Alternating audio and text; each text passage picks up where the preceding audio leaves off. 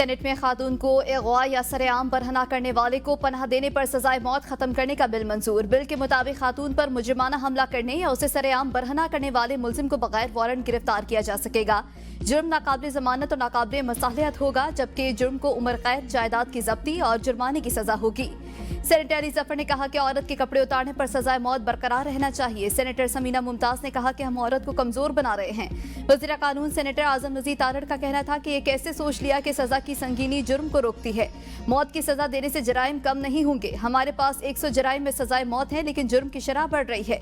Europe में सजाए मौत नहीं और वहाँ क्राइम कम हो रहा है। पानी के झगड़ों पर मुकदमा बना देते हैं कि औरत के कपड़े उतारते हैं ताकि अगले को सजाए मौत हो जाए। शरीयत के मुताबिक 4 जुर्म के अलावा किसी जुर्म पर सजाए मौत नहीं होनी चाहिए।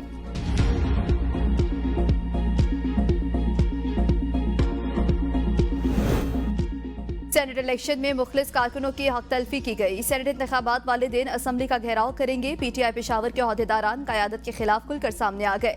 प्रेस कॉन्फ्रेंस में कहा किसी भी एमपीए को सूबाई असम्बली के अंदर नहीं जाने देंगे। सेनेट उम्मीदवारान की मौजूदा लिस्ट हमें कबूल नहीं।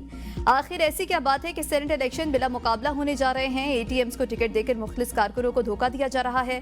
इरफान सलीम के कागजात वापस नहीं लेंगे। मुतालिबात न माने गए तो वज़ीर आला हाउस के सामने भी एहतजाज करेंगे। पार्टी का फैसला नजरिए के खिलाफ है।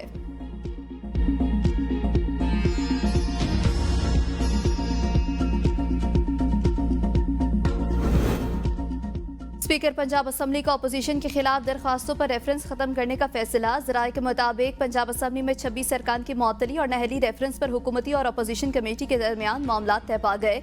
स्पीकर की हिदायत पर असम्बली हुकाम ने हुकूमती दरख्वास्तों को मुअत्तल करने का ड्राफ्ट तैयार कर लिया।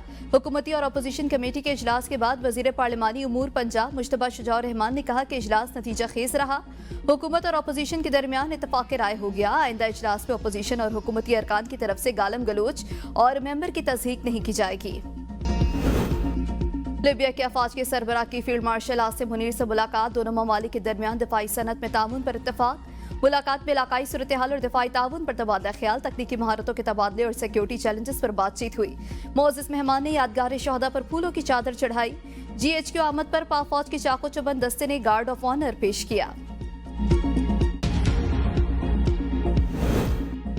इस्लामाबाद में चीनी की रिटेल कीमत 172 रुपए फी किलो मुकर्रर। एक्समिल रेट 165 रुपए फी किलो होगा। खिलाफ वर्जी पर सख्त कानूनी कार्रवाई की जाएगी। खैबर पख्तूनख्वा में चीनी की एक्समिल कीमत 165 रुपए फी किलो मुकर्रर कर दी गई।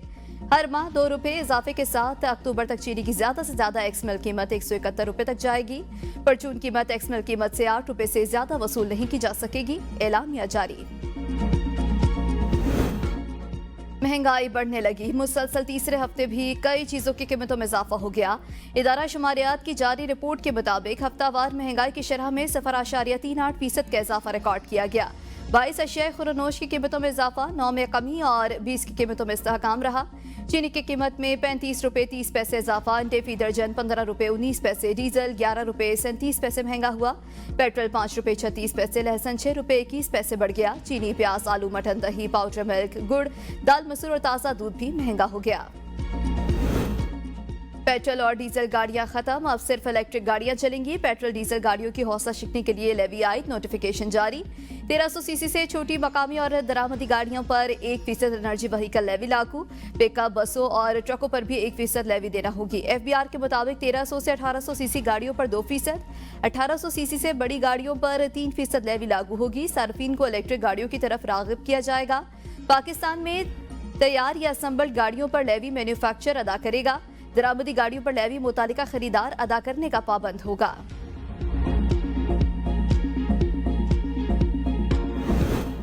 खैबर पख्तूनख्वा काबीना ने कैंसर, लिवर ट्रांसप्लांट और दीगर मरीजों के लिए माली इमदाद की मंजूरी दे दी। बच्चों के तहफ़्फ़ुज़ कमीशन में 5 नए अरकान की तकर्रुरी। दरियाए सवात से मंगोरा को पानी के फराहमी मंसूबे की भी काबीना ने मंजूरी दे दी। वज़ीर आला खैबर पख्तूनख्वा अली अमीन गंडापुर काबीना इजलास में पैरालॉजिक सेंटर के बोर्ड ऑफ गवर्नर्स की मंजूरी भी दी गई।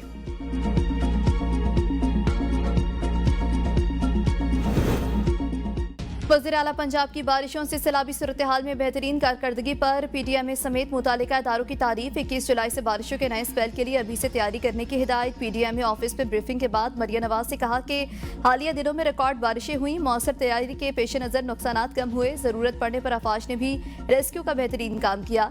निजी सोसाइटीज बारिश के पानी के निकास के लिए अपनी मशीनरी नस्ब करें। सैलाब से इंफ्रास्ट्रक्चर के नुकसानात की फहरिस्तें तैयार की जा रही हैं।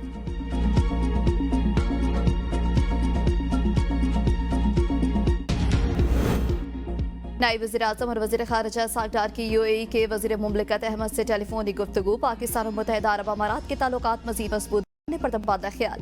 दोनों रहनुमाओं के दरमियान इक़्तिसादी ताउन बढ़ाने पर इत्तफ़ाक़ किया गया।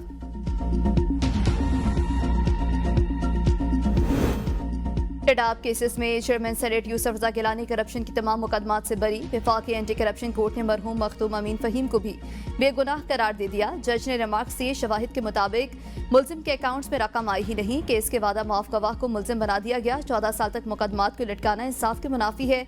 मीडिया से गुफ्तगू में यूसुफ रजा गिलानी ने कहा कि जिन्होंने केसेस बनाए उनका इत्तेहादी हूँ, उन्हें छोड़ भी नहीं सकता। फिलहाल कोई बात नहीं करना चाहता। हम इनके लिए दुआ करेंगे जिन्होंने ऐसा केस बनाया। फारूक नाइक ने कहा, बेनजीर भुट्टो कहती थी स्पेशल कोर्ट्स को खत्म कर देना चाहिए। हुकूमत को चाहिए कि क्रिमिनल केसेस का कानून बनाए।